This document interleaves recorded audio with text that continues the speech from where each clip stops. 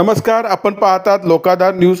आमडोशी येथे अखंड विश्व शांती हरिनाम सप्ताह व ग्रंथराज ज्ञानेश्वरीचे पारायण 50वा सुवर्ण महोत्सव शनिवार दिनांक 13/12/2025 ते मंगळवार दिनांक 16/12/2025 ह.ब.प.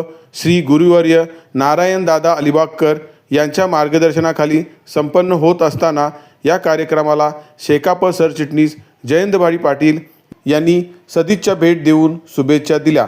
त्यांच्यासोबत शंकरराव मस्कर, सुरेश शेठ खैरे, कांचनताई माली, खांडेकर गुरुजी, राजेश तेलंगे, सुजेता यादव तसेच सर्व तालुक्यातील शेतकरी कामगार पक्षाचे विभागातील कार्यकर्तेही आले होते।